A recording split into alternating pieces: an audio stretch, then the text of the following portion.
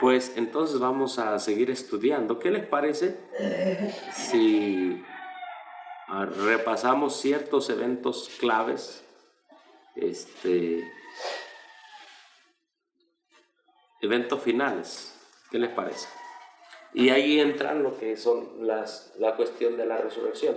Pero vamos a definir esto de la resurrección y después hay dos diferencias entre la resurrección especial y la resurrección de los justos, ¿verdad? Vamos al capítulo La liberación del pueblo de Dios, el conflicto de los siglos. Recuerden que la base para la resurrección especial es Daniel capítulo 12. Vamos a leer Daniel capítulo 12. ¿Sí? Y muchos me han dicho, oiga, Daniel capítulo 12 está para el futuro o ya pasó, ¿verdad? Y como ayer nosotros estudiamos los 1290, 1200, 1335, ¿verdad? Bueno, nosotros decimos que eso es una explicación de lo que ha sucedido, de lo que ha pasado. Lo que estas personas no entienden, que la Biblia no fue escrita con capítulos ni versículos.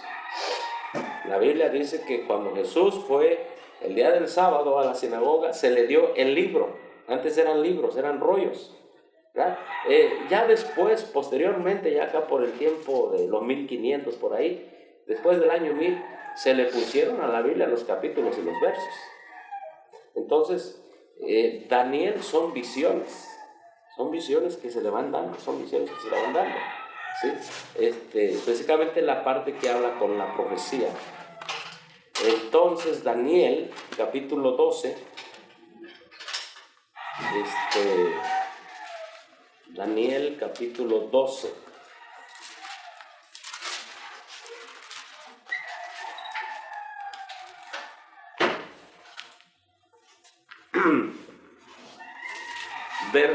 Verso 1. Daniel capítulo 12, verso 1. Dice, en aquel tiempo se levantará. ¿Quién dice que se levantará? Miguel. ¿Qué implica la palabra se levantará? Bueno, la Biblia misma nos dice, lo bonito del adventismo histórico es que no nos dejamos llevar incluso por lo que diga el predicador. Es lo que la Biblia dice, ¿sí? Entonces, en la escritura dice ahí, en aquel tiempo se levantará Miguel, el gran príncipe que está de parte de los hijos de su pueblo. Bueno, recordemos que esto es, aquí nosotros le decimos Daniel 12:1, pero en realidad esto es antes que se escribieran los capítulos y versículos. Esto es parte de una visión. ¿De qué visión es esto? Bueno, vamos a la Biblia. ¿De qué visión creen que es parte Daniel 12:1? Dice en aquel... ¿Cómo? De la visión del versículo 8. De la visión del capítulo 11, vamos a ponerle así, aunque el preámbulo es desde el 10. ¿Sí?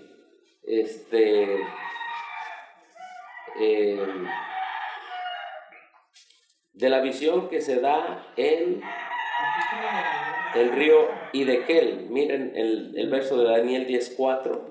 En el día 24 del mes primero estaba yo a la orilla del gran río ¿qué? Hidekel. ¿Sí? Y alcé mis ojos y miré, y aquí un varón vestido de lino, ceñido sus lomos de oro de Ufaz. Su cuerpo era como de berilio, su rostro era como un relámpago, parecía como un relámpago, sus ojos como antorchas de fuego, sus brazos y sus pies como de color de bronce bruñido, y el sonido de sus palabras como el estruendo de una multitud. Y yo solo, Daniel, vi aquella visión, y no la vieron los hombres que estaban conmigo, sino que se apoderó de ellos un gran temor, y huyeron y se escondieron. Quedé pues yo solo y vi esta gran visión, y no quedó fuerza en mí. Antes mi fuerza se cambió en desfallecimiento y no tuve vigor alguno. ¿Sí? Pero oí el sonido de sus palabras, y al oír el sonido de sus palabras caí sobre mi rostro en profundo sueño, con mi rostro en tierra, cayó postrado, ¿verdad? Y aquí una mano me tocó e hizo que me pusiese sobre mis rodillas y sobre las palmas de mis manos. O sea, estaba básicamente tirado en el piso, ¿verdad? Entonces se puso sobre las palmas de sus manos, de sus rodillas, y entonces ya se le dice: varón, Daniel, varón muy amado, está atento a las palabras que te hablaré y ponte en pie, porque a ti ha sido enviado esto ahora. Mientras hablaba esto conmigo, me puse en pie temblando. Entonces me dijo Daniel: no temas, porque desde el primer día que pusiste tu corazón a entender y a humillarte en la presencia de tu Dios, fueron oídas tus palabras, y a causa de tus palabras yo he venido. ¿A qué fue el ángel a explicarle? La visión que él había tenido. Él ve la visión, no la entiende, se desmaya, su cuerpo se desmaya, cae al piso, de repente se pone sobre las palmas de sus manos, sobre sus pies, ¿verdad? Así como esa posición, como un niñito, como un bebé gateando, ¿sí? Y entonces viene el ángel y le dice: mira, yo también he tenido problemas para explicarte la visión, ¿verdad? El rey de Medo-Persia, el rey de Grecia, bueno, todos se han querido oponer a esto, pero te vengo a explicar la visión. Entonces, ¿cuál es la explicación de la visión? Todo el capítulo 11 al 12:4, 12:5, ¿entendemos? O sea, la visión él solo la ve, dice. Nadie de mis colaboradores, de mis compañeros, nadie la vio. Yo solo vi la visión. Ahora, ¿se dan cuenta que aquí estamos hablando de visiones más que de capítulos? La gente, especialmente los futuristas, ellos ignoran la visión y dicen: no, vamos a leer, vamos a interpretar de aquí para adelante. Pero, sí, hermano. Robert, ¿entiende lo que son los futuristas? Sí, los futuristas y los preteristas son, si tú tecleas en internet, te van a decir los nombres específicos, ¿verdad? El futurismo significa que todo el libro de Daniel y de Apocalipsis especialmente se va a cumplir, dicen los futuristas, del rapto secreto para adelante. Eso lo inventaron unos eruditos católicos jesuitas. Fue Valermino, que después llegó a ser papa. Fue Riviera, un erudito. Gracias, por favor, hermano. Y este otro, Lacunza también fue un futurista. Entonces, pero los pioneros adventistas, ¿saben a quién enfrentaron? A los preteristas. Los pioneros enfrentaron a los preteristas. Los preteristas decían exactamente. Ahí están, futuristas y preteristas. Sí, esos son métodos que inventó Roma para ir en contra de la profecía bíblica, la profecía que Cristo inspiró. Sí. Entonces los preteristas dicen que todo Daniel y todo Apocalipsis ya se cumplió, es del tiempo del profeta para atrás. Para atrás, ellos lo echan para atrás, ¿sí? Que de Apocalipsis, bueno, todo es para atrás, por eso se llama preterista, todo para atrás. Los futuristas en algún punto, en el futuro, ahorita no, en el futuro para adelante. Como resultado de eso, el mundo evangélico fue infiltrado. El mundo evangélico está infiltrado por los dos. Usted agarra una Biblia evangélica y le presenta puntos de vista preteristas y futuristas. El jesuitismo ha logrado que los evangélicos sean infiltrados totalmente. ¿Sí? Entonces, ellos agarran la Biblia sin contexto, nada más como le conviene a su método para seguir engañando a la gente. Entre otras cosas, esos son los métodos de interpretación que inventó Roma, y tú te metes y tecleas preterismo y vas a ver allí un hombre, Luis de Alcázar, todos ellos españoles, por cierto, que fueron los primeros que llegaron a esta isla, a Dominicana, ¿sí? Y de aquí se esparcieron al resto de América. Entonces, pero cuando tecleas historicismo en la Biblia, no hay un nombre en específico. ¿Por qué? Porque son varios que en base a la Biblia usaron el método historicista. No hay un solo nombre específico para el historicismo, pero para el preterismo y el futurismo sí. Entonces ellos agarran estas porciones de la Biblia sin tomar en cuenta que son visiones, ¿sí? Entonces, cuando volvemos a Daniel 12:1, en aquel tiempo se levantará Miguel, ¿sí? Esa es una de las últimas partes de la visión. Entonces, ¿dónde comienza la visión a ser explicada? La visión comienza a ser explicada en el capítulo 11. Yo mismo en el año primero de Darío el Medo estaba allí para fortalecerle. Verso 2, 11:2, allí está la explicación de la visión que Daniel tuvo solo. Dice, y ahora yo te mostraré, ¿qué dice? La verdad. La verdad. Amén. Miren qué precioso. Cuando al pueblo se le muestra la verdad es de origen divino. Y hermanos, hay una cita de la hermana White. Permítame un momento.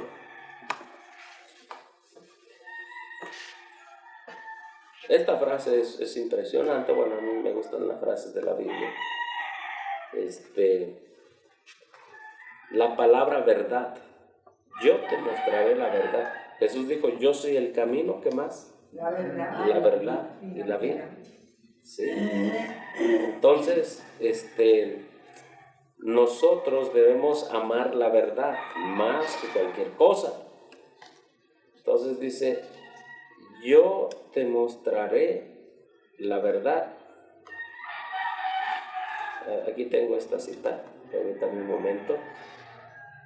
Nosotros debemos presentar la verdad como es en Jesús, como está en la profecía, ¿sí? Jesús dijo en Juan 18:37, yo para esto he nacido y para esto he venido al mundo, para dar testimonio ¿de qué? De la verdad. O sea, nosotros no podemos dar testimonio de una verdad mezclada con error. ¿Jesús vino a dar testimonio de una verdad mezclada con error, hermanos? No. Dios sabía que al final del tiempo, hermanos, la verdad iba a estar mezclada con error. Dios sabía eso. Pero recuerden que hablando de justificación por la fe, el Cristo verdadero que viva por la fe en nosotros a través de su Espíritu Santo es el Cristo que ha mostrado la verdad en todas las facetas de los tiempos a su pueblo. Y la verdad de Dios es sin ninguna mancha de error. Dice, yo para esto he venido, para dar testimonio de la verdad o a la verdad, y todo aquel que es de la verdad oye mi voz. Amén. Amén. Entonces, hermanos, pues son muchos los llamados a la verdad, dijo Cristo, muchos son los llamados, pero son pocos los que quieren saber la verdad en su pureza. Son pocos, porque recuerden que siempre la verdad ha sido desdeñada y no ha sido bienvenida, ¿sí? Leo esta cita del libro Dios nos cuida, página 102. Decid de todo corazón, andaré en tu verdad.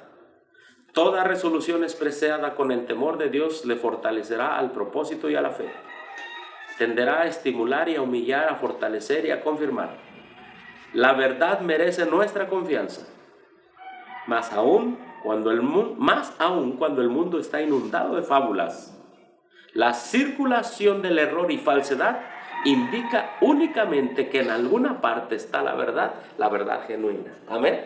O sea, cuando el mundo está lleno de muchas fábulas, de muchas contaminaciones entre error y verdad, la circulación de error y falsedad, cuando hay mucho de eso, dice la sierva del Señor, eso indica que en algún lado está la verdad. Amén, hermanos. Amén. En algún lado. Entonces, vamos a estudiar esto porque le dice el profeta, yo te mostraré la verdad. Entonces, estamos viendo el contexto nada más de la resurrección especial, ¿sí? Y dice, y en aquel tiempo se levantará ¿quién? Miguel. Ahora, ya vimos el contexto de la visión de Daniel, capítulo que se le da en el capítulo 10, solo él la ve, pero la explicación es para todos nosotros. Amén. La explicación es para todos nosotros. Ahora vamos a ver qué significa en la Biblia cuando un rey se levanta. Bueno, vamos a ver allí en Daniel capítulo 11. Daniel capítulo 11. Vamos a leer los primeros dos, el verso 2 y el verso 3. Ahora yo te mostraré la verdad. He aquí que habrá aún 3 reyes en Persia. El cuarto será grande en riquezas más que todos ellos. Y al hacerse fuerte con sus riquezas, ¿qué dice allí? Incitará a todo contra el reino de Grecia. Levantará a todos contra el reino de Grecia. ¿Qué dice el verso 3? Se levantará luego un rey poderoso, el cual señoreará con gran dominio y hará según su voluntad. Ok, entonces en la Biblia, hasta lo que hemos leído aquí, ¿qué significa cuando un rey se levanta? Nosotros como adventistas nada más pensamos, no, porque Jesús se va a levantar del lugar santísimo, va a tirar el incensario. Bueno, correcto, eso va a suceder. Pero ¿qué implica en la escritura que alguien se levante?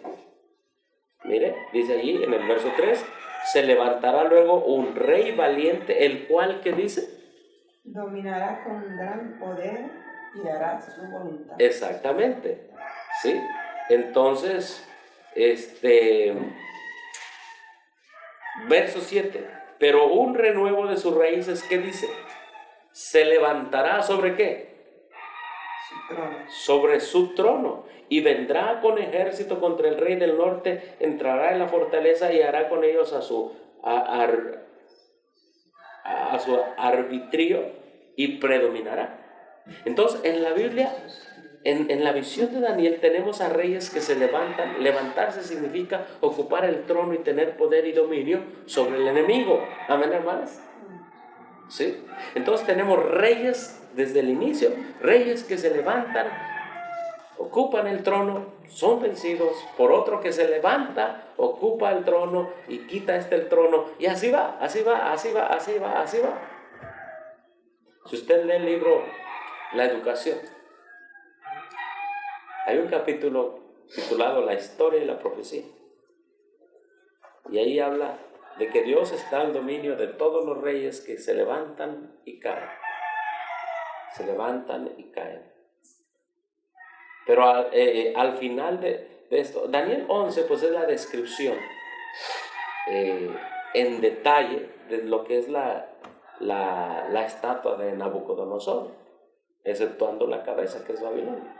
Pero es todo desde Medo-Persia en adelante, en detalle, sí, en detalle. Quizás no tendríamos tiempo para estudiar todo Daniel 11, pero a mí siempre lo que me gusta es el contexto, es decir, lo que es la hermana Joya habla mucho de eso, tanto del contexto de sus escritos como de la Biblia, ¿sí? Entonces, dice que un rey se levanta, otro rey se levanta, uno cae, otro se levanta, es decir, unos pierden el poder y el trono, otros van y lo ocupan. Y así nosotros, vámonos al capítulo, ahí mismo, en el capítulo 11, verso 31, por ejemplo. 11:31, y se levantarán de su parte tropas que profanarán al santuario y la fortaleza, quitarán el continuo y pondrán la abominación desoladora. ¿Se acuerdan que ayer estudiamos ese tema? Sí. ¿Sí? Bueno, se levantarán de su parte tropas, ¿sí? Y iban a ocupar el poder. Muy bien, entramos ahora al verso 40. Hermano, una pregunta. Sí, adelante. Porque ayer el continuo era algo que estaba en contra del pueblo de Dios. Ajá. Pero aquí yo no entiendo, porque aquí dice quitarán el continuo. Dice, se levantarán de su parte tropas que profanarán el santuario y la fortaleza y quitarán el continuo. Como si fuera algo bueno. No, porque debemos entender de quién está hablando aquí. ¿Sí? Aquí está hablando de la Roma pagana. De la Roma pagana se iban a levantar De la misma Roma pagana se iban a levantar esos reyes paganos. Esos reyes paganos, ¿cómo iban a quitar el continuo? ¿Se acuerdan? Cuando le dieran su poder al papado. Y, aquí están las dos. Ahora, la frase quitar el continuo, qué bueno que usted menciona esa frase. Porque Guillermo Miller, ¿recuerdan que leímos ayer lo que dice la hermana White? La experiencia del pueblo de Dios debe ponerse delante de... La experiencia temprana del pueblo de Dios debe ponerse delante del pueblo de Dios. Ahora, ¿cómo Guillermo Miller entendió esto? Aquí dice, quitarán el continuo. Y él decía, ahí tengo la revista Review and Herald, donde él decía, bueno, ¿cómo? Es nuestra revista, es revista adventista. Dice, bueno, ¿qué es lo que va a ser quitado? ¿Qué es lo que va a ser quitado? Miren, vamos a Primera de Tesalonicenses, nos salimos un poquito, pero bueno, este es un estudio para clarificar, ¿está bien? Vamos a Primera de Tesalonicenses. Vamos a la Escritura. Primera de Tesalonicenses.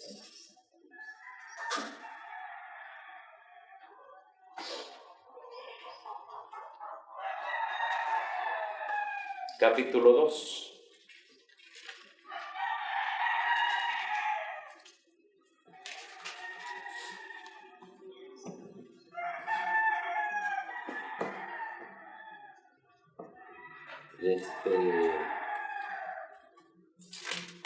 No, es segunda de Tesalonicenses, yo me equivoqué.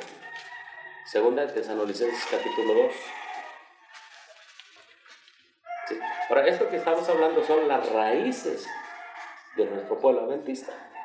La razón por lo que hay tanto viento de doctrina es porque la verdad se ha presentado como error. Dice, verso 3. Nadie os engañe en ninguna manera, porque no vendrá sin que antes venga, ¿qué? La apostasía. Y se manifieste el hombre de pecado, el hijo de perdición. En el tiempo de Pablo, más o menos por el año 90, el año 100, por allí, la gente estaba diciendo que Jesús ya iba a venir. Pero Pablo, inspirado por el Espíritu Santo, obviamente, dice, nadie nos engañe. Porque así dice en el verso 1. Pero con respecto a la venida de nuestro Señor Jesucristo y nuestra reunión con Él, os rogamos, hermanos, que no os dejéis llevar fácilmente por vuestro modo de pensar. Y Pablo es un profeta, Pablo es profeta también. Y dice, miren, antes de la segunda venida de Cristo, el mundo tendrá que experimentar la apostasía, la gran apostasía, el gran apartamiento de la verdad. ¿Quién va a ser el dirigente de esa apostasía? El hombre de pecado. El hombre de pecado. En griego es antropo.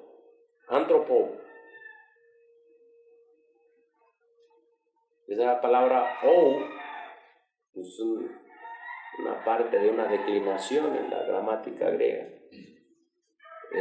que quiere decir como origen o pertenencia al pecado. El hombre de pecado, es decir, que está ligado con eso, que es parte de su naturaleza, la transgresión de la ley.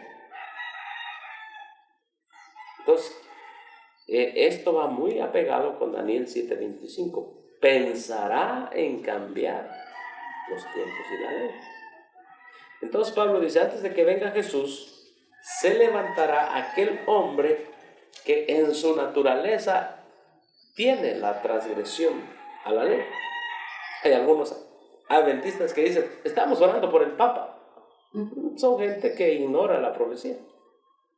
La profecía le llama el hombre de pecado, y se manifiesta el hombre de pecado, el hijo de perdición, el cual se opone y se levanta contra todo lo que se llama Dios, es objeto de culto, tanto que se sienta en el templo de Dios como Dios, haciéndose pasar por Dios. ¿Cómo es eso que se sienta en el templo de Dios?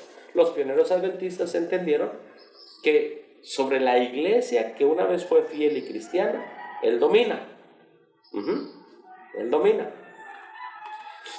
Hermano, pero una persona que ya Dios ha dicho que es hijo de perdición, ya no hay por qué orar por esa persona. Ya Exactamente. Dios lo determinó. ¿Quién soy yo para hacer que Dios cambie? Para que lo perdone. Eso es perder su tiempo orando por esa persona. Y esa es la definición que da la Biblia, hijo de perdición. Esa es la única definición que Dios le da, que Jesús le da a quién otro en la Biblia. A Judas. Cuando Judas desaprovechó la oportunidad, los que han leído Elena de White saben, aún cuando se le estaba lavando los pies y todo eso, tenía oportunidad. Pero cuando desaprovechó la oportunidad, comió el pan, Satanás entró en él. Entonces Cristo lo define en ese momento ya como hijo de ¿qué? De perdición. De perdición. Recuerde que también tenemos esa frase perdición en el octavo que sale de los 7, en las 7 cabezas, de Apocalipsis 17. Va a la perdición. Entonces es cierto lo que usted dice, hermana. La Biblia es definida, los indecisos y los indefinidos son los que están orando por el Papa. Allá en México llegó el, no sé, el secretario de la asociación. Cuando llegó este mensaje a una pequeña iglesita en la península de Yucatán, le dijeron, ¿quién es la bestia? No hable así del Papa, tenemos que orar por él. Tu palabra es verdad. Cero error está en la verdad de Cristo. Cero error. ¿Sí? Entonces, si somos hijos de Dios, vamos a presentar la verdad tal como es en Jesús, sin mezcla de error. Ahora, este hijo de perdición, al final del tiempo, es el que inventó la idea del ecumenismo. Y muchos, quizá algunos tengan claro qué es el ecumenismo. Un servidor hizo un estudio de 1 año de lo que es el ecumenismo. Mandé pedir los 2 diccionarios del movimiento ecuménico, están así de gruesos. Casi en su totalidad los leí los 2. Es bárbaro el ecumenismo. El ecumenismo es el intento de Roma para dominar la religión al final del tiempo. Para las creencias distintivas que tiene cada religión, no eliminarlas, no, el ecumenismo no las elimina. El ecumenismo le baja el volumen. ¿Sabes qué? Tú puedes seguir creyendo lo mismo, pero no hables de esto. De una manera muy sutil sí las elimina, pero le hace pensar a usted que usted puede seguir creyendo, pero que no hable de eso. Es bárbaro. Hermano, usted lleva a leer el libro La llave de la sangre. Sí, lo tengo en casa. Lo tengo en casa. Yo lo tengo también. Ahí es donde dice que se les va a bajar la identidad a todos los que se oponen a Roma. Bueno, estamos hablando de esto porque por los contextos y para explicarle a la hermana. Entonces, mire, hablando del continuo, hermano, dice aquí, verso 7, es claro, el verso 7. De Segunda de Tesalonicenses. Incluso desde el verso 6. Y ahora vosotros sabéis lo que lo detiene, a fin de que a su debido tiempo se manifieste. A ver, ¿qué, en el tiempo de Pablo, quién detenía para que se manifestara el papado? ¿Pablo bajo qué imperio vivía? Roma pagana. Mientras los césares estuvieran en el trono, el papado no podía manifestarse. Entonces Pablo por eso dice, a fin de que a su debido tiempo se manifieste. Verso 7, porque ya está en acción el misterio de iniquidad. Solo que hay quien al presente, ¿qué dice? Lo detiene. Los que han leído el capítulo 3, capítulo 4 del conflicto de los siglos, la hermana Juárez explica qué es el misterio de iniquidad. Dice, ya está actuando. ¿Estaba ya el papado? No. ¿Qué estaba actuando ya? El misterio de iniquidad. ¿Cuál es eso? Dice, ya se estaban metiendo costumbres paganas a la iglesia. El paganismo con el cristianismo da resultado el papismo. El papismo, papa. Por eso nosotros debemos ser muy cuidadosos de decirle a alguna persona que puede ir a una iglesia donde se practican las costumbres paganas. Porque tenemos la Biblia. Eso se llama misterio de iniquidad. Si nosotros recomendamos a una persona, hey, vete ahí donde está el día del Valentín, no hay problema. Una costumbre pagana, ¿sí o no?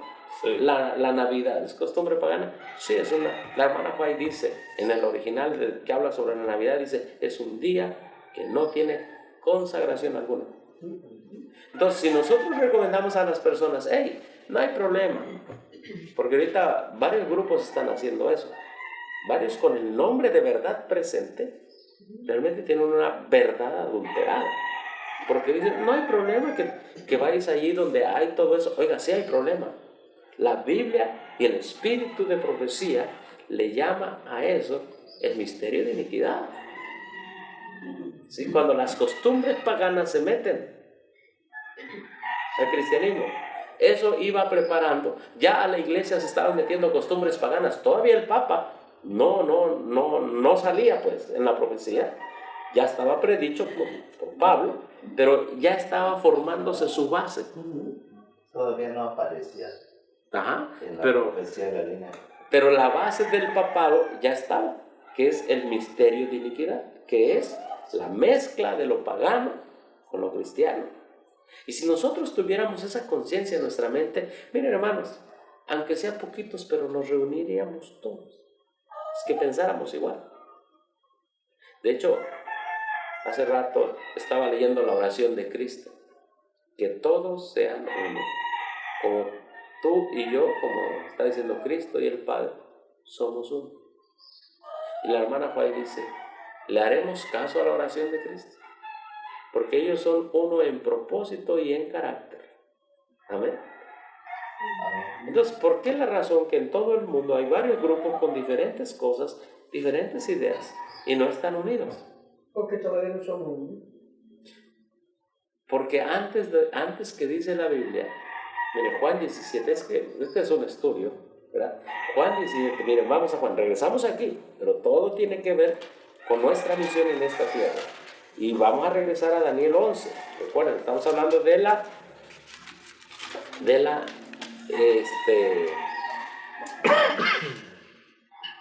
dos resurrecciones. Juan 17, sí, Juan 17. Esa es la oración que Jesús hizo, pero que está agarrando el movimiento ecuménico para que todas las religiones sean uno. Pero lo que ellos evitan mencionar es lo que dice antes, y la sierva del Señor lo menciona. Yo estoy en Mateo. Juan 17, miren. Juan 17, 1. El 21. Dice, para que todos sean uno. Pero antes de eso, la sierva del Señor antepone el verso 17. ¿Qué dice el verso 17? Santifícalos en tu verdad, tus palabras es verdad. Amén. Entonces, ella pone después el verso 21. Es decir, ¿qué es lo que nos va a hacer uno? La verdad sin adulteración. La verdad. Solo eso, hermanos. La verdad sin adulteración. ¿Sí? Ahora, Jesús está hablando de unos discípulos que iban a ser uno en la verdad. Ahora, ¿qué es el ecumenismo? El ecumenismo es uno, pero tu verdad no vas a hablar de eso. Le dijeron a una hermana en México, un pastor, esa hermana era directora de conquistadores, no sé, por 20 años, o tenía a sus hijos, no sé, y en esas cosas de conquistador. Y ella quiso, no, yo voy a vivir la verdad en la iglesia. Y el pastor le dijo, mire, si usted quiere vivir su adventismo, su verdad, váyase a su casa, allá vívalo, aquí no. No se puede vivir, tanto que la Biblia dice, no hay relación entre la luz y las tinieblas, no lo hay. Entonces, en el tiempo de Pablo, el misterio de iniquidad ya estaba, y el misterio de iniquidad es la mezcla de las costumbres paganas con el cristianismo. Sin embargo, hubo gente que rechazó esa mezcla, y esa gente que rechazó esa mezcla se llama el remanente. Amén.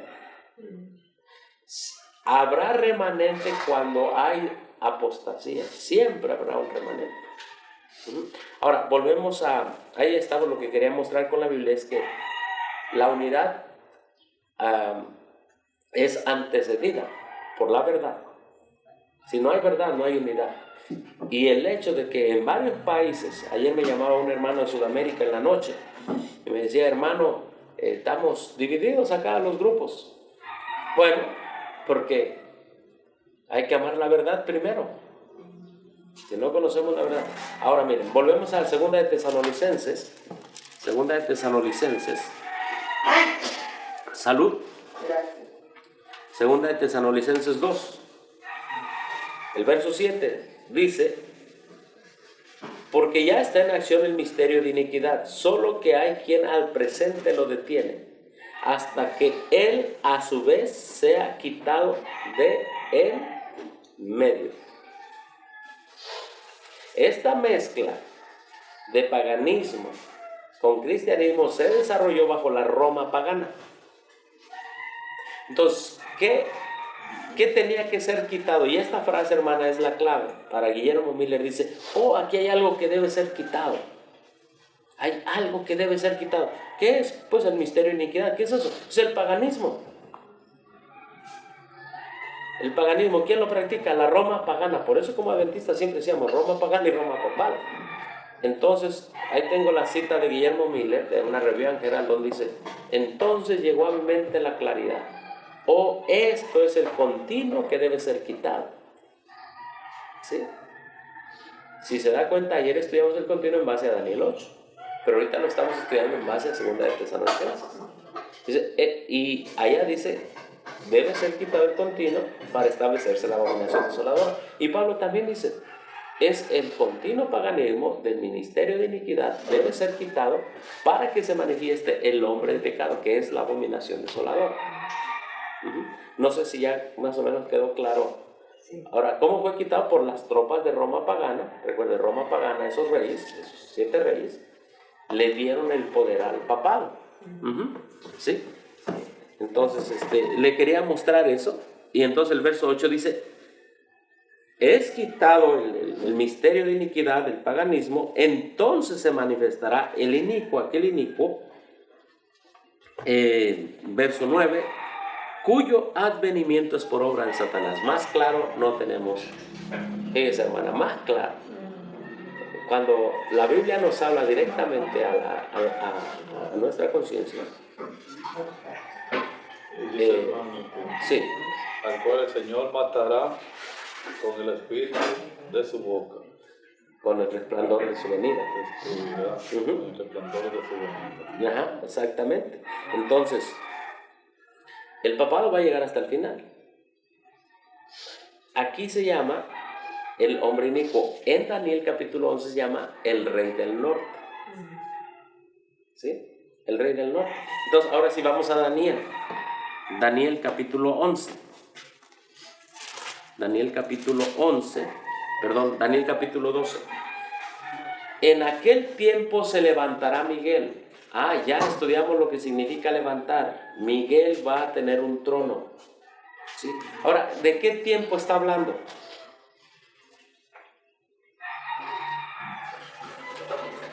Está hablando del tiempo presente.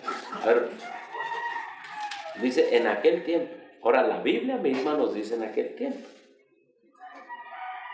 Nos dice en el verso 40. Y el rey del norte, después de la primera parte del verso 40, que ahorita quizá no tengamos tiempo, pero dice, y el rey del norte se levantará contra él con una tempestad, con carros, con gente de a caballo, muchas naves, entrará por la tierra, por las tierras, inundará, pasará, entrará a la tierra gloriosa, muchas provincias caerán, mas estas escaparán de su mano, Edom, Moab, la mayoría de los hijos de Amón, extenderá su mano contra las tierras, no escapará el país de Egipto, verso 42, se apoderará de los tesoros de oro y plata y de todas las cosas preciosas de Egipto, y los de Libia y los de Etiopía le seguirán. Pero noticias del oriente y del norte lo atemorizarán y saldrá con gran ira para destruir y matar a muchos. Esto es el papado. ¿Sí? Esto es el papado. Y plantará las tiendas de su palacio entre los mares y el monte glorioso y santo, mas llegará a su fin y no tendrá quien lo ayude. En aquel tiempo se levantará Miguel. ¿Se dan cuenta? Es una sola explicación de la visión. La gente se para y dice, oye, Daniel 2 está en el presente, está en el pasado, en el futuro. Es que la gente lee por números, no lee por visión. ¿Sí? Dice, no tendrá quien lo ayude en aquel tiempo. ¿Cuándo quién? Cuando ya el papado haya dado el decreto de muerte. Aquí dice, se levantará para matar y destruir. Eso es el decreto de muerte. ¿El decreto de muerte cuándo viene, hermanos? ¿Antes de la gracia o antes del cierre de la gracia o después? Del cierre de la gracia. Después del cierre de la gracia. Sí, viene el decreto de muerte. Y el decreto de muerte, si usted ha leído Conflicto de los Siglos, es lo que es parte del gran o del tiempo de angustia de ¿quién? De Jacob. Tiempo de angustia de Jacob. Miren, hermanos, el pueblo adventista debe tener los eventos finales bien definidos, bien claros, como están en el Conflicto de los Siglos y primeros escritos. ¿Sí? Pero bien definidos aquí. Y eso solo es el resultado de un estudio arduo y detallado del Conflicto de los Siglos y de la Biblia. ¿Sí? Entonces, en aquel tiempo se levantará Miguel, el gran príncipe que está de parte de los hijos de su pueblo, y será tiempo de angustia, cual nunca fue desde que hubo hasta entonces. Ese se llama el tiempo de angustia de Jacob en los eventos finales. Pero en aquel tiempo, ¿qué dice allí, hermanos? Será libertado su pueblo, todos los que se hayan escritos en el libro. Hermano, Sí, adelante, hermano. si el decreto de muerte viene después del cierre de la puerta de la gracia, entonces, por ejemplo, yo no sé qué sentido tiene, por ejemplo, el decreto de muerte, me van a perseguir, me van a matar si yo no niego mi fe, ¿verdad?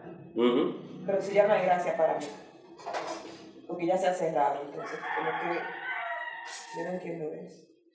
Qué bueno, es una pregunta muy interesante.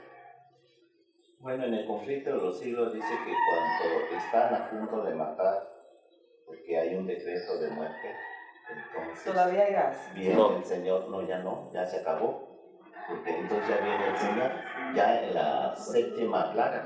El decreto de muerte ya es para los que ya están sellados. El decreto de muerte sí es mire, le explico. Los eventos finales, dice la sierva del Señor, que han sido presentados con una claridad.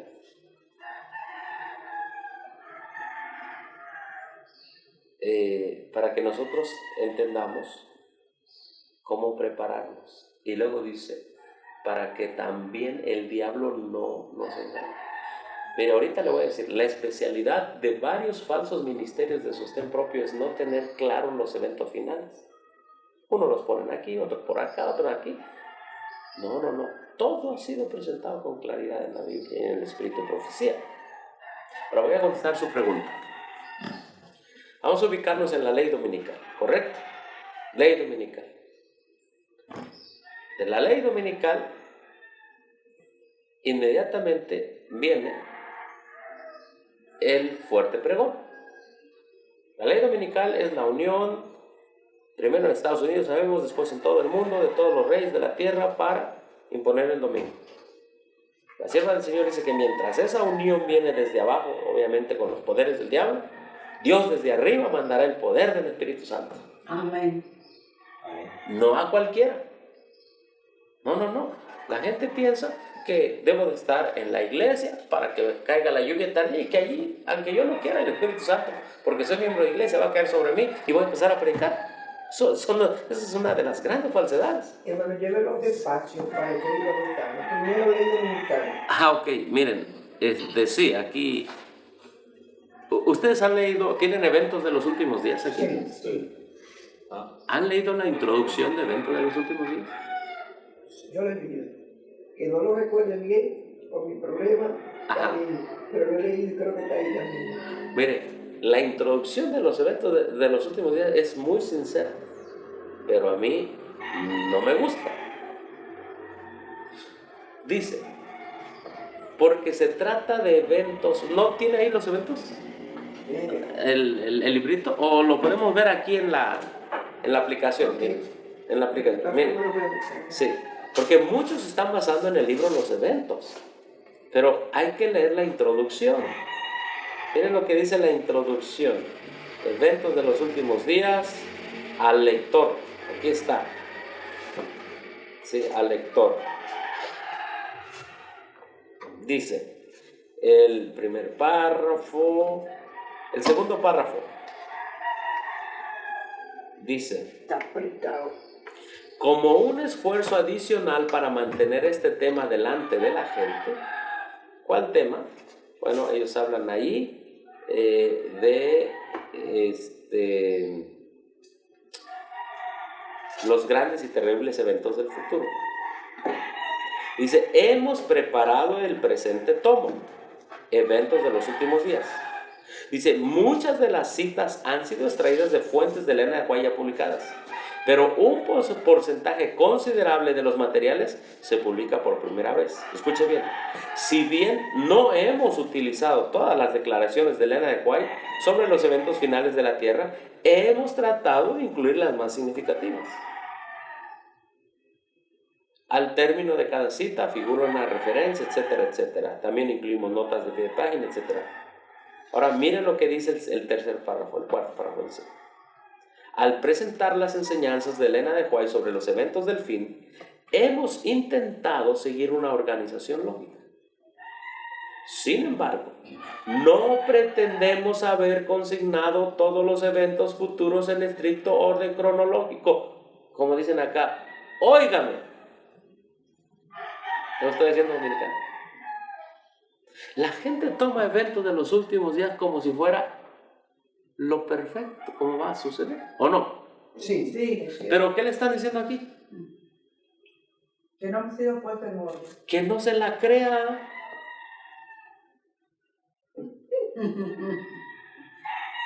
Hermano, lo interesante de los infiltrados es que son sinceros para engañar.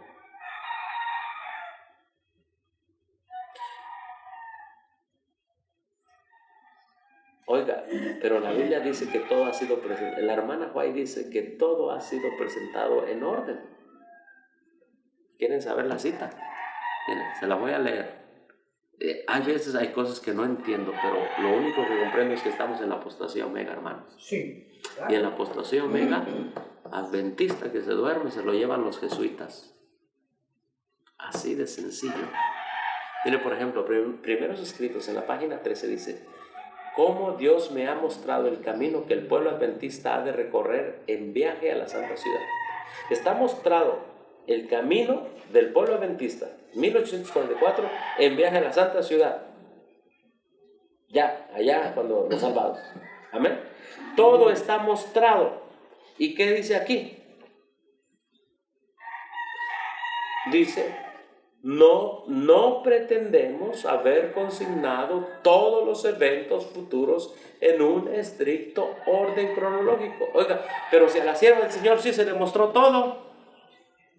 Aquí dice nosotros no.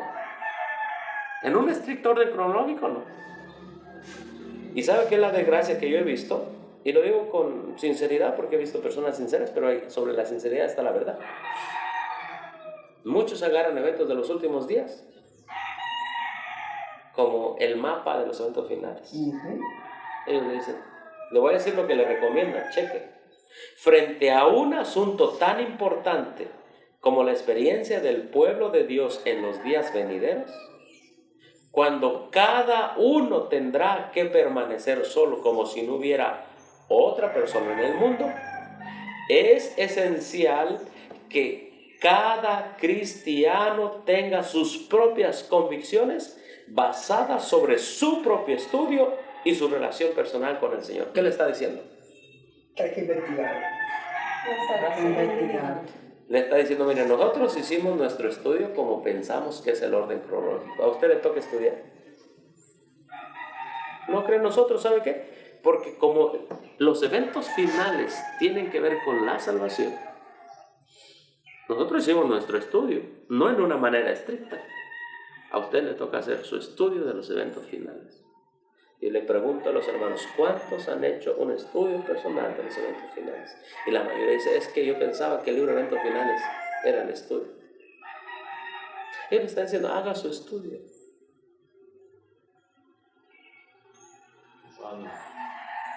Y la mayoría de nosotros Ajá.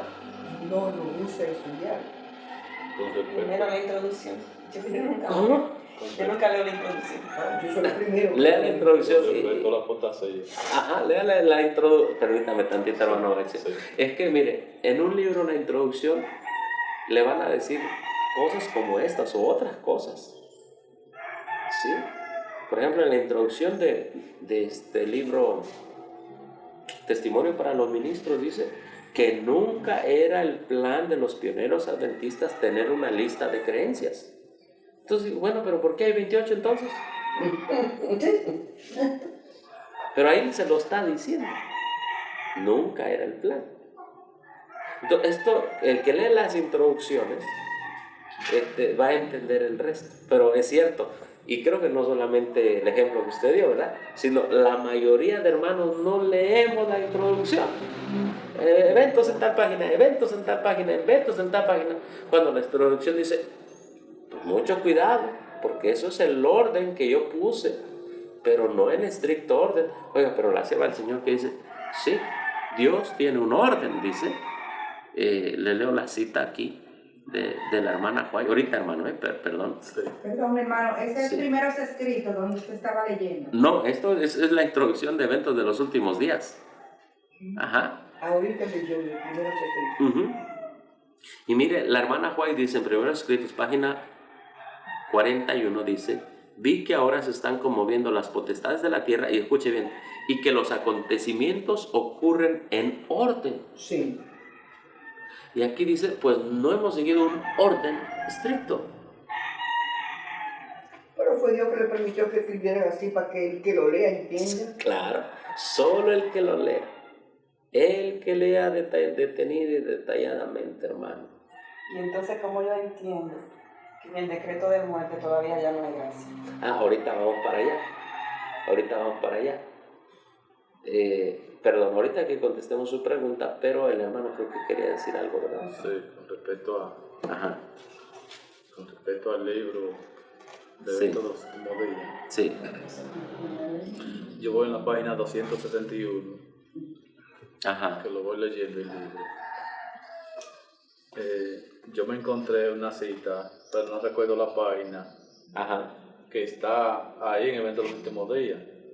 Sí. Dice que, hablando con respecto a la apostasía, que Dios ha retirado su espíritu de las iglesias nominales con respecto a la apostasía que se ha metido dentro de las iglesias. Ujú. Y por eso Dios se retiró de ahí. Ya yo dije, bueno, te lo dije a ti, Ana, te recuerdas en estos días, oye, mira, Ujú. mira lo que sale aquí, que Dios retiró su espíritu. Están solos las iglesias. Las iglesias nominales están solas, no está el espíritu de Dios ahí. ¿Por qué? Por la apostasía, porque sabemos todo lo que se está hablando dentro de las iglesias. Día del pastor, día de la madre, día del padre, día de Navidad, día de qué sé yo qué, día del conquistador. En el sábado, eso es apostasía abierta. Ujú. Eso es apostasía abierta. Claro.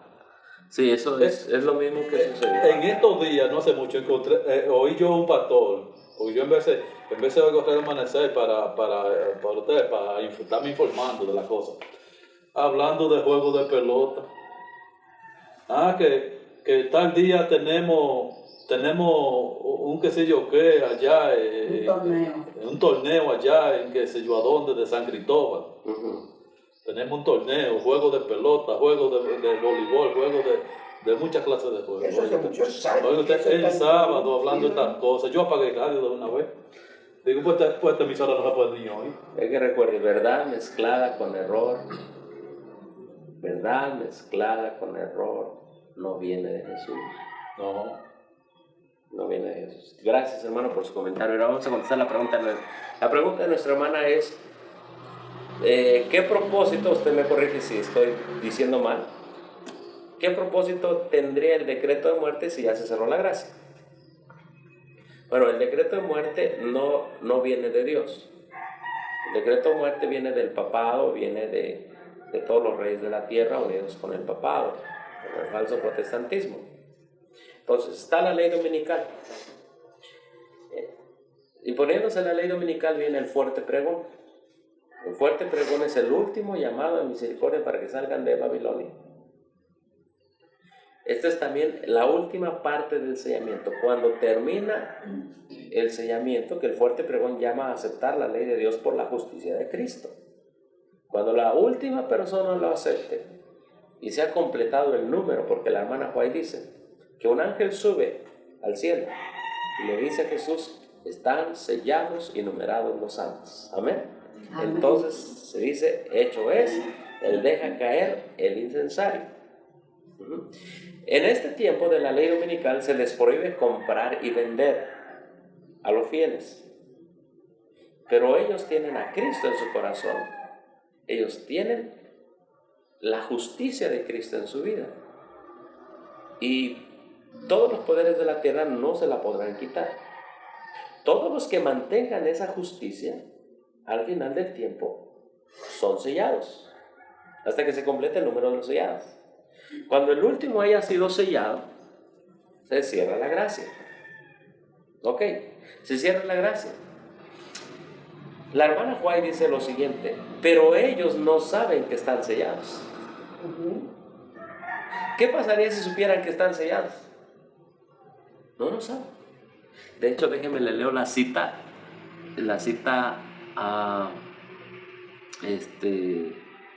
sobre el decreto de muerte. Pero dice, pero ellos no saben que están sellados. A ver, aquí tengo esta cita, ahorita se la doy, hermana,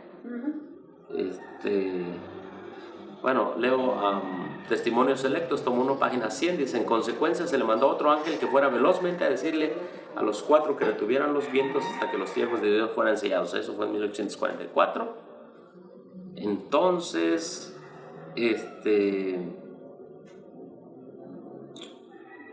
dice, los sellados son inconmovibles, Maranat del Señor viene, página 206, y el sellamiento ha empezado, nosotros lo sabemos, 22 de octubre.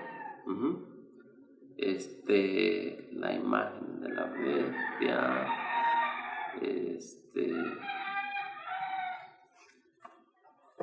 deténgame la palabra de Dios, hermano, por favor. Todos vamos a tener que pasar por la angustia de Jacob. Entonces, ¿en qué momento? Ese sería uno de los momentos que tendríamos que pasar por la angustia de Jacob. No, esa no es la angustia de Jacob. Entre la ley dominical y el fin del cierre de la gracia se llama el pequeño tiempo de angustia. Será pequeño, pero algunos están poniendo que son 3 años y medio. ¿Qué cosas? Cuando la Biblia misma le llama pequeño tiempo de angustia.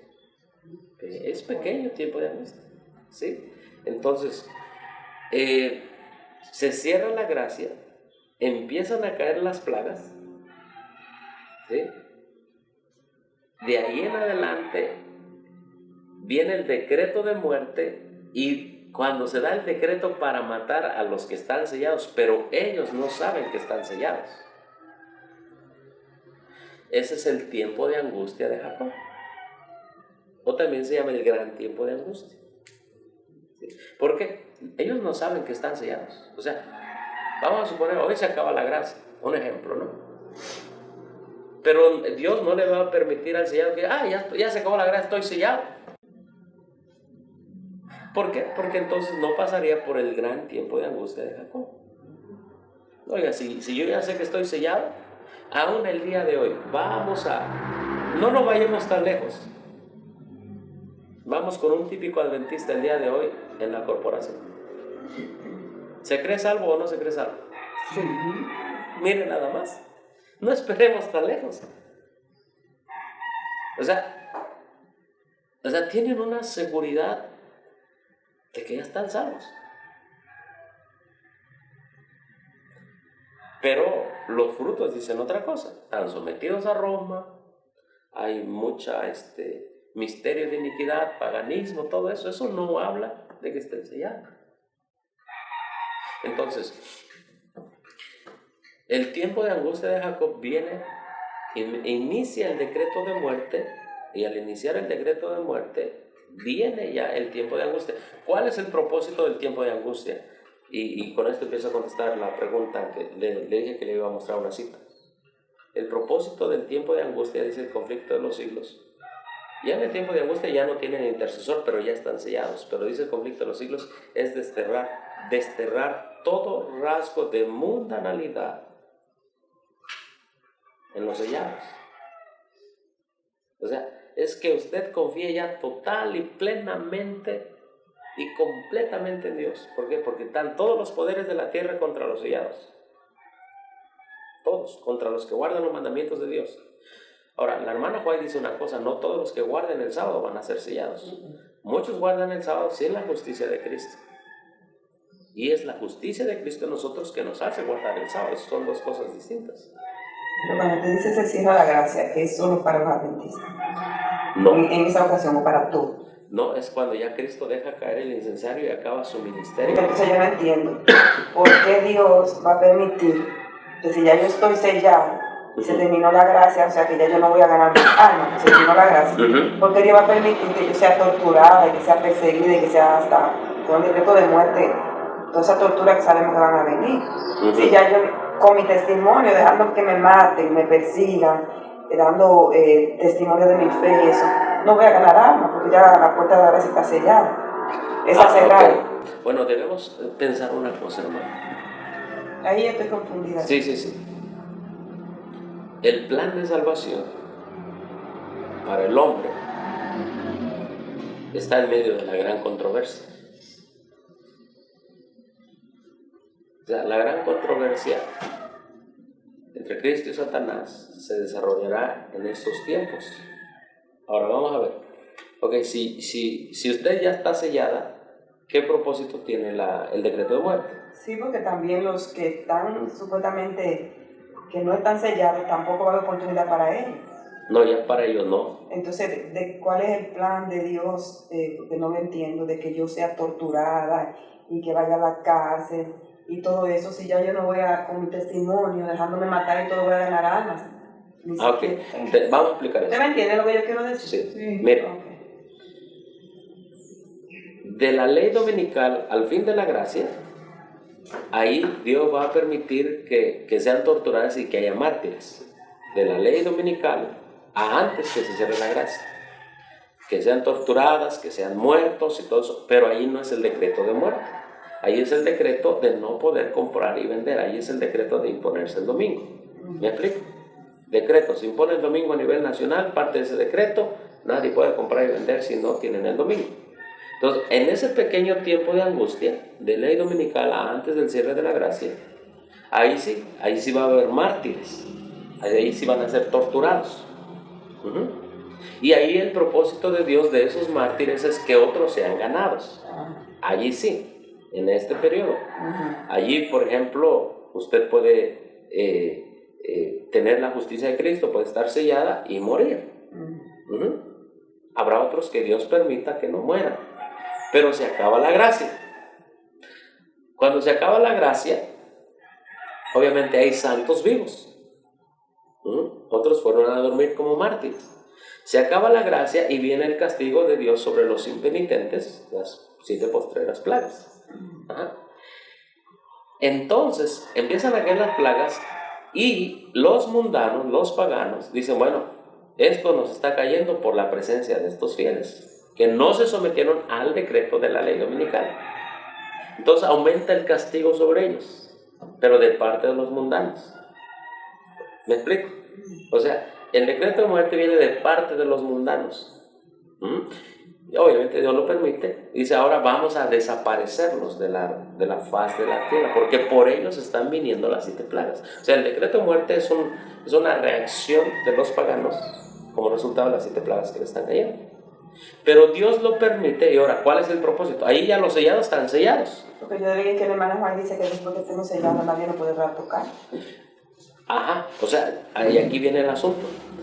Ellos van a dar un decreto de muerte, pero en el decreto de muerte nadie va a morir. ¿Sí? O sea, allí, si usted escuchó bien, un servidor habló del decreto de muerte, pero no dije que iban a morir. La hermana White dice en el capítulo La liberación del pueblo de Dios, déjenme ver, aquí lo traigo, el decreto de muerte, miren. Decreto de muerte dice: vi después que los magnates de la tierra consultaban entre sí y Satanás y sus ángeles estaban atareados en torno de ellos.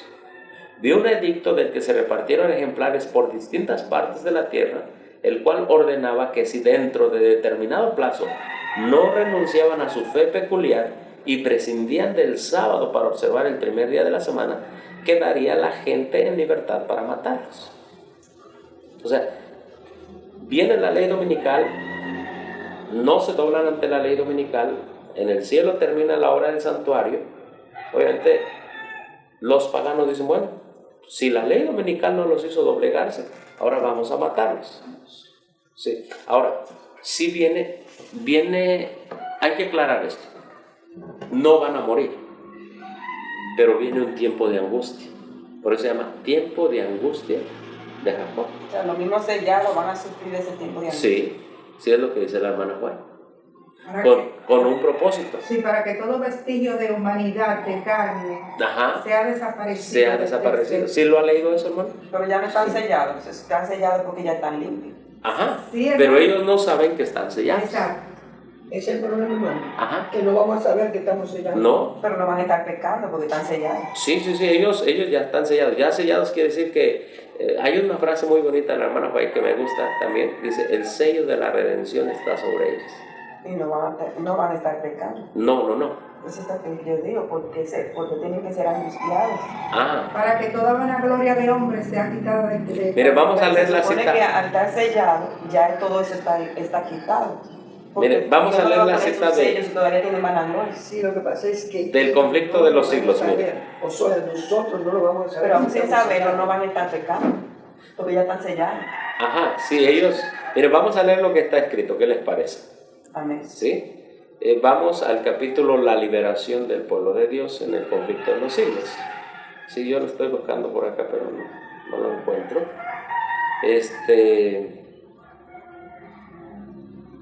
El decreto de muerte. Vamos allí. La liberación del pueblo de Dios. El tiempo de angustia, así se llama. El capítulo 40. Tiempo de angustia. Y empieza con Daniel 12:1. En aquel tiempo se levantará Miguel. ¿Sí? Y mira, hermana, leo, dice: cuando termine el mensaje del tercer ángel, la misericordia divina no intercederá más por los habitantes culpables de la tierra. Ya se acabó la intercesión. El pueblo de Dios habrá cumplido su obra, habrá recibido la lluvia tardía, el refrigerio de la presencia del Señor, y estará preparado, fíjese aquí viene la respuesta, para la hora de prueba que le espera. ¿A dónde puede estar sellado? Ajá, ¿a dónde? O sea, termina la intercesión, pero viene lo que se llama el gran tiempo de angustia o el tiempo de angustia de Jacob. Ajá. Dice, los ángeles se apuran, van y vienen acá para allá en el cielo. Un ángel que regresa de la tierra anuncia que su obra está terminada. El mundo ha sido sometido a la prueba final. El mundo. O sea, la ley dominical fue la prueba final para el mundo. Y todos los que han resultado fieles a los preceptos divinos han recibido el sello del Dios vivo. Ya se acabó el sellamiento también. Entonces, hay aquí que deja claro, Jesús dejará de interceder en el santuario celestial. Estamos en el capítulo 40 del conflicto de los siglos.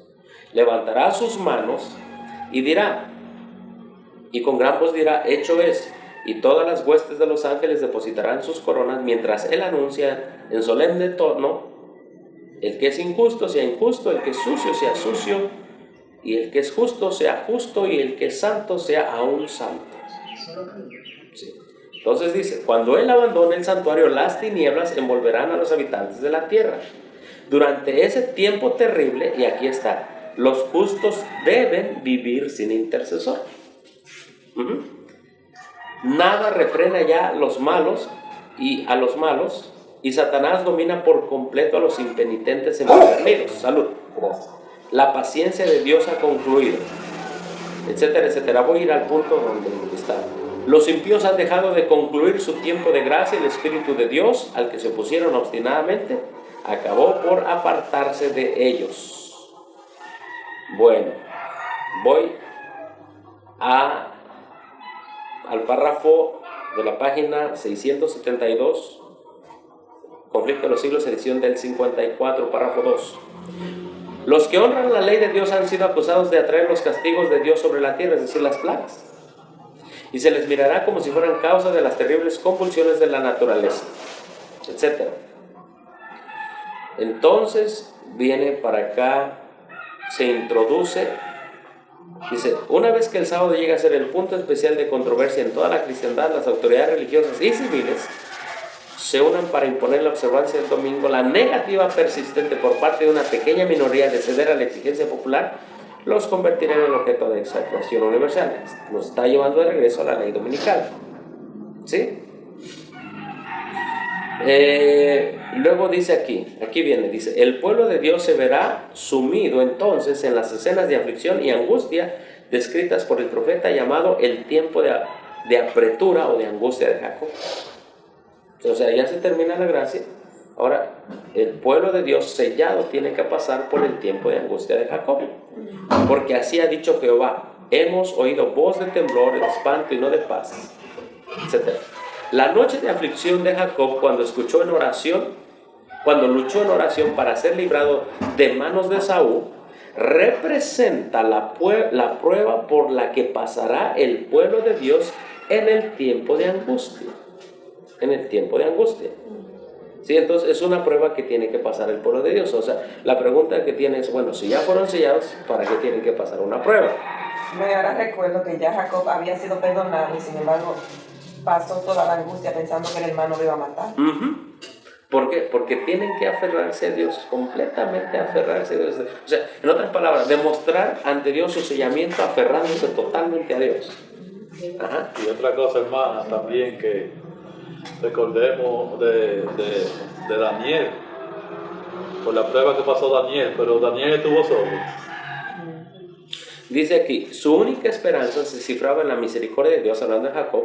Su único amparo debería ser la oración. Sin embargo, hizo cuanto estuvo de su parte para dar reparación a su hermano. Así deberán los discípulos de Cristo, al acercarse el tiempo de angustia, procurar que el mundo los conozca bien a fin de desarmar todos los prejuicios, etc. Pero vamos aquí permítame un momento, hermano, gracias. Hablando de que luchó con el ángel, se aferró temblorosamente. Yo les invito a los hermanos a que lean todos detenidamente el capítulo 40. Ahora, dice: mientras Satanás acusa al pueblo de Dios haciendo hincapié en sus pecados, el Señor le permite probarlos hasta el extremo. O sea, el diablo dice: no, pero la hermana Juay dice que Satanás no sabe quiénes son los que están sellados, pero infiel, y los acusa y les dice: mira, estos que tú pues has perdonado y todo, son pecadores, bueno, pruébalos. Por eso se llama tiempo de angustia, ¿verdad? Recuerden que estamos en la gran controversia. Ya han sido sellados. Dios demuestra: mira, estos son mis sellados, ¿verdad? Como Jacob, no como Job, ¿verdad? Amén. Entonces pruébalos. Pero los santos no saben, así como Job no sabía que estaba en el centro de la gran controversia. Entonces, una de las cosas, y aquí entra la gran controversia, Dios le permite a Satanás que los pruebe. ¿Para qué? Para que, como ya están sellados, vindiquen que Dios tiene razón, le den la razón a Dios. Esa es una de las razones. Permítame, hermanito. Dice: el Señor le permite probarlos hasta el extremo. El extremo es, ¿sabes qué? Te mueres, ¿no? La confianza de ellos en Dios, su fe y su firmeza serán rigurosamente probadas. El recuerdo de su pasado hará decaer sus esperanzas, pues es poco el bien que pueden ver en toda su vida. Reconocen plenamente su debilidad e indignidad. Satanás trata de aterrorizarlos con la idea de que su caso es desesperado, de que las manchas de su impureza no serán jamás lavadas. Espera así aniquilar su fe, hacerles ceder a sus tentaciones y alejarlos de Dios. Aun cuando los hijos de Dios se ven rodeados de enemigos que tratan de destruirlos, la angustia que sufren no procede del temor de ser perseguidos a causa de la verdad. Lo que temen es no haberse arrepentido de cada pecado y que debido a alguna falta por ellos cometida no puedan ver realizada en ellos la promesa del Salvador. Si pudiesen tener la seguridad del perdón, me salté un versículo, no retrocederían ante las torturas ni la muerte. Es decir, tienen decreto de muerte, pero no mueren. Pero si fuesen reconocidos indignos de perdón y hubiesen de perder la vida a causa de sus propios defectos de carácter, entonces, escuche bien, el santo nombre de Dios sería vituperado. Entonces, ellos no saben que están sellados. Dice, si pudiesen tener la seguridad. Por eso se llama tiempo de angustia. Porque por fe la vivieron la justicia de Dios. Pero ahora es tanta la presión que Dios le permite a Satanás, porque Dios sabe que no le van a fallar, pero ya están sellados, ya puso su sello en ellos, pero ellos no saben que están sellados. ¿Para qué? Dice aquí, para vindicar el nombre de Dios. No sé si hay... Muchas gracias, hermano, quedó claro, quedó claro. Sí, entonces, perdón, hermano, déjeme tomar un poquito de agua ahora sí.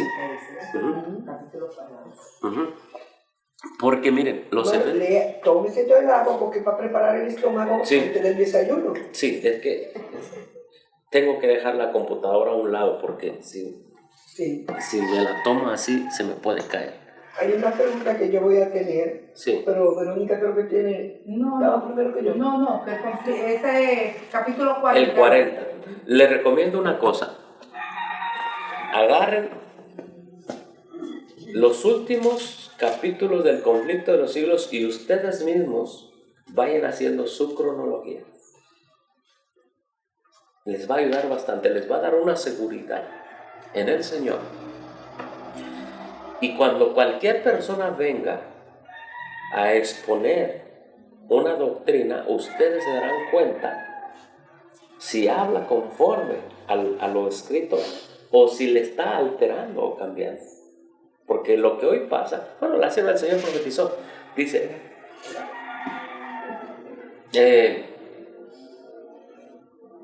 como se me fue la frase, ahí la traigo, pero dice que falsos ministros se pararán en los púlpitos de la iglesia, o ministros se pararán en los púlpitos de la iglesia con la falsa antorcha de la profecía. La falsa antorcha de la profecía. Dirán, aquí traigo profecía, nos va a alumbrar, es esto, es lo otro. ¿Y cómo sabremos si es verdad o si es mentira? Solo estudiando diligentemente. Entonces, tengo que hablar un poquito de la resurrección, ¿se acuerdan? Sí, pero tómese el agua.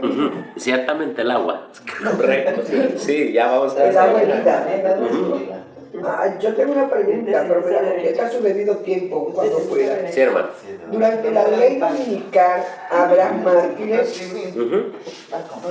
Todavía ese martirio de los mártires tendrá ocasión para que otros puedan arrepentirse. La sierva del Señor dice que sí. Durante la ley dominical en adelante, hasta el cierre de la gracia, es el pequeño tiempo de angustia. En ese tiempo, muchos serán mártires.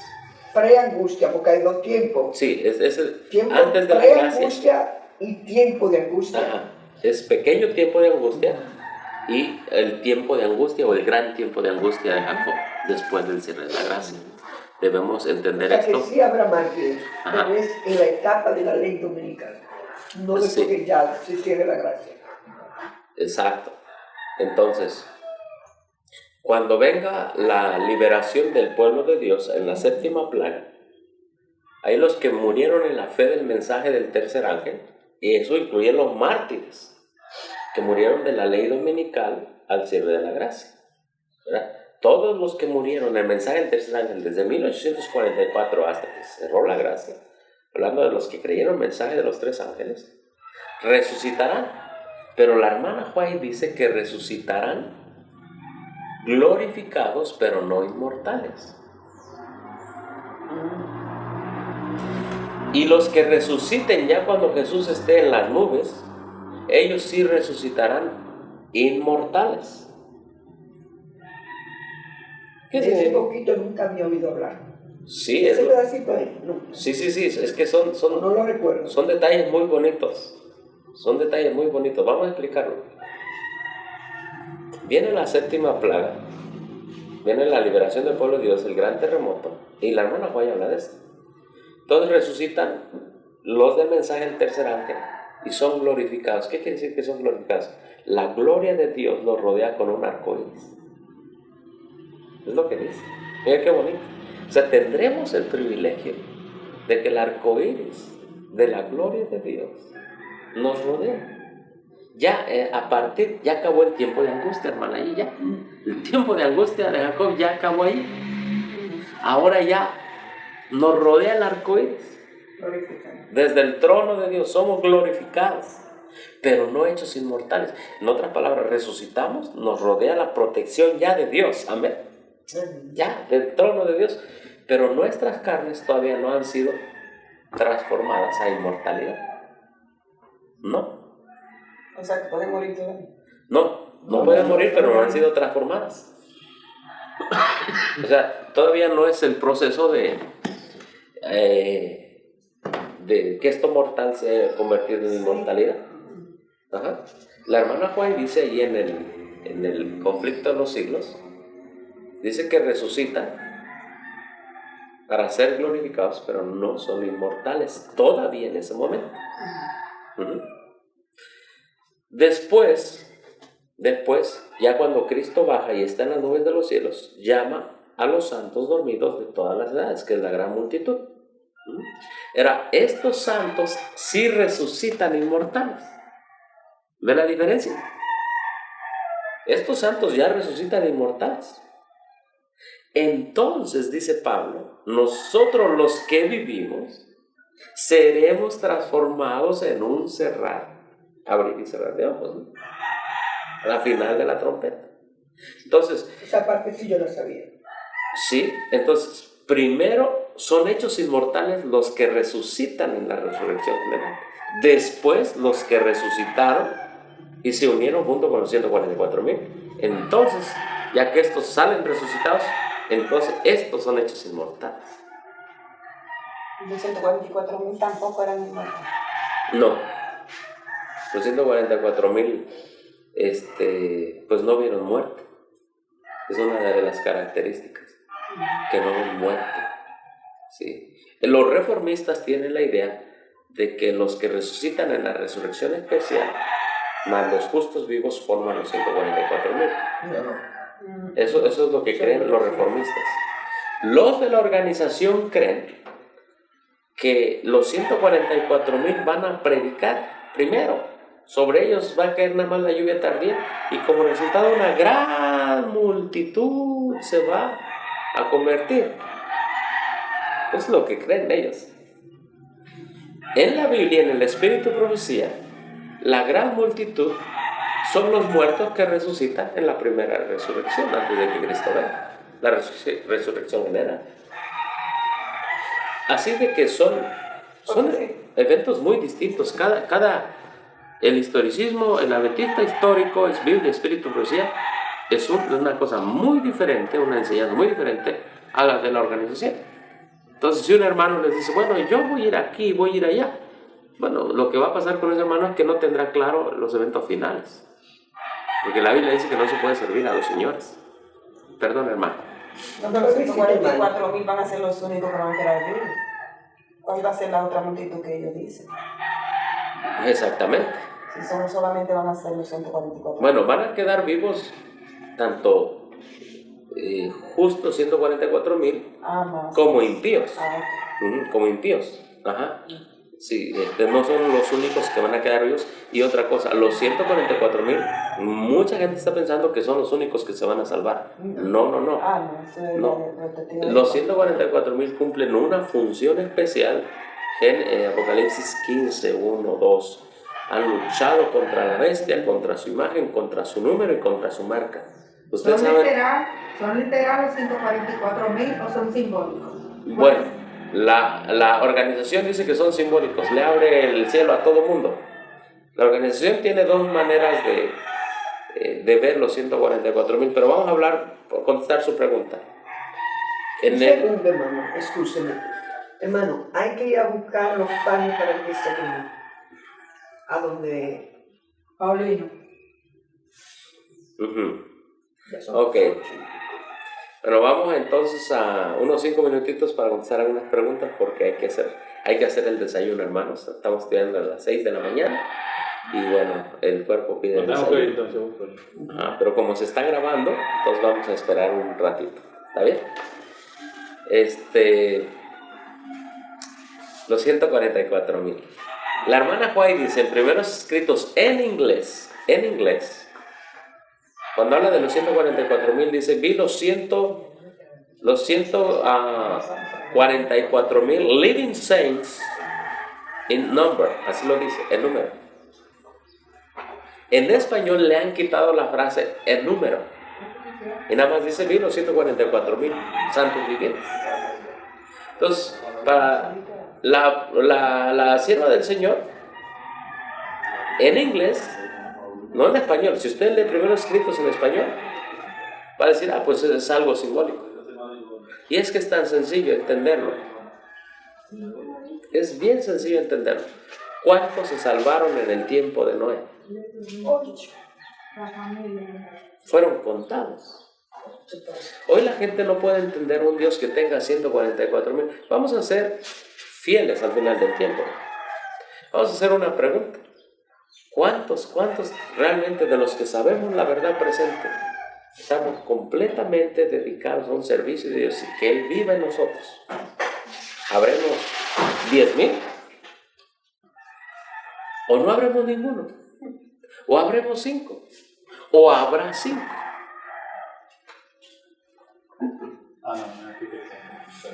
Yo creo que la misma situación, escuchen bien, la misma situación del adventismo hoy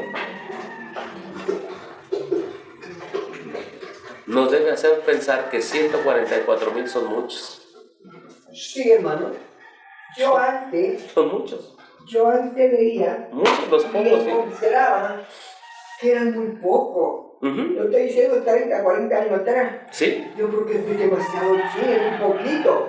Pero viendo la situación 40 años después, ¿dónde estamos y cómo estamos? Encuentro que es demasiadísimo 144. Exacto. Es que son muchos. Mire, vea el adventismo actual. Allá están divididos en centristas, liberales, evangélicos. Ahora los que se llaman historicistas han sido infiltrados por todo viento de doctrina, que el Espíritu Santo, que Desi Escalante, que Ernie Knoll, que allá Susan Satrou, allá en Francia, hay otra falsa profeta también, en Francia. Que los davidianos, y que los davidianos están subdivididos en super davidianos y medios davidianos, ¿verdad? Los futuristas, los guardadores de las fiestas, los ecuménicos, los que aman el ecumenismo de Roma,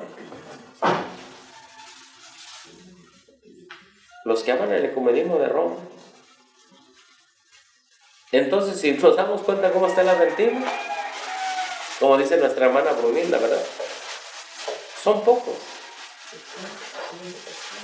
No, son pocos. Pero, ¿qué les parece si... No sé si contesté su pregunta, Sí, hermano. sí, no está bien. Pero la hermana Juan le llama 144,000 en número, en inglés. En inglés. Muchas personas piensan que, pues son muchos. A muchos se les predicará. Pero pocos, y la hermana White dice esto, y aquí lo leímos, que cuando se termina el tiempo de la gracia, escuche bien, fíjense lo que dice aquí, para contestarle su pregunta, mire. Para contestarle su pregunta. Yo no sé por qué la gente se angustia con eso de los 144.000. Ajá. Porque después que yo sea sellado Sí. y muera, no importa si es más de 244.000, porque como quiera me voy a salvar, porque voy a pertenecer a esa gran muchedumbre que se va a salvar.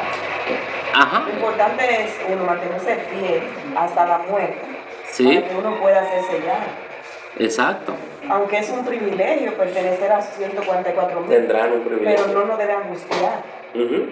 Al contrario, dice, hagan todo lo posible por formar parte de los Sí, porque es un 144.000. privilegio. Pero después que yo sea sellada, vamos a suponer, no importa si estoy muerta, porque voy a resucitar de nuevo y me voy a salvar. Ujú. Ahora, si usted conoce el mensaje adventista,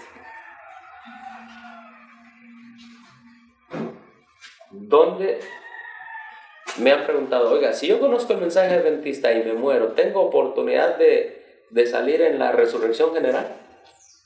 ¿Qué piensan ustedes? Si es adventista, Sí. ¿qué habla si es? O sea, si conozco este mensaje, pero no lo viví al 100. Pues no, No, hermano. no, porque una... Dice, ¿puedo resucitar? Entonces, si no resucito en la resurrección especial, ¿puedo resucitar en la otra resurrección? En la otra para muerte. Para mí, No, en la otra resurrección general de los justos, antes de la venida de Cristo. El adventista de 1844, hasta lo que he entendido, hasta que se cierre la gracia, el adventista, de todos los que murieron en la fe del mensaje del tercer ángel, solo tienen la oportunidad de resucitar en la resurrección especial. Todos los que murieron en la fe del mensaje del tercer ángel resucitarán en la resurrección especial. ¿Sí? Pero la mayoría de los adventistas creen que van a resucitar en la resurrección general. ¿Sí me explico? O sea, la creencia que hay en la mente del adventista es que cuando venga Jesús en las nubes de los cielos, ya está en las nubes de los cielos, ellos van a resucitar. Pero lo que dice la Escritura y lo que dice el Espíritu Santo, que el adventista está hecho para predicar el mensaje del tercer ángel. Y si él es fiel, va a resucitar en la resurrección previa, en la especial. ¿Me explico, hermano? Verónica. Sí, muy bien. Ajá. Lo estamos entendiendo, ¿verdad? Sí. Porque el conocimiento no me da la vida eterna, es la obediencia. Uh-huh. Yo puedo tener mucho conocimiento, pero si no lo vivo, no soy salvo. Está peor. Ahora, se vive de acuerdo al conocimiento. ¿Me explico? Sí. Porque si usted tiene, o X persona, no solamente usted, si tenemos un conocimiento vago de los eventos finales, pues no nos vamos a preparar.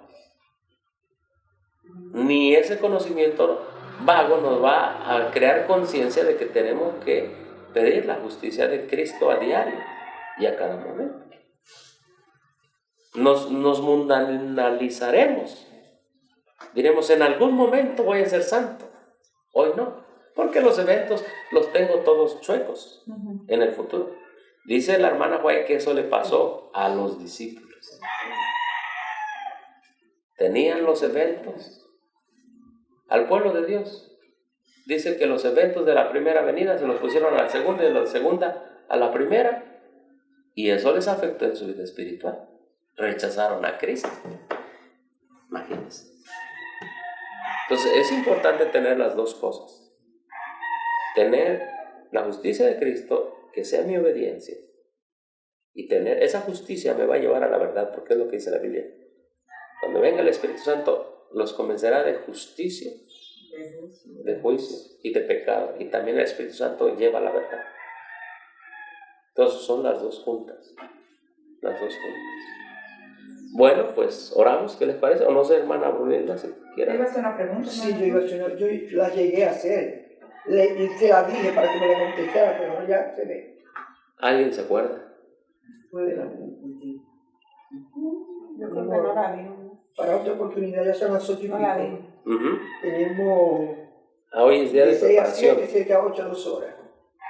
Sí, y esta fue una sección como para contestar ciertas inquietudes, ciertas preguntas. Es muy interesante. Ajá, pero la invitación es a que todos los que están viendo esta presentación y a todos los que estamos aquí presentes es que todos estudiemos por nosotros mismos para que tengamos una fe sólida, cómo defenderla y cómo presentarla al mundo y que sea de bendición para otros. Amén. Amén. Amén. Amén.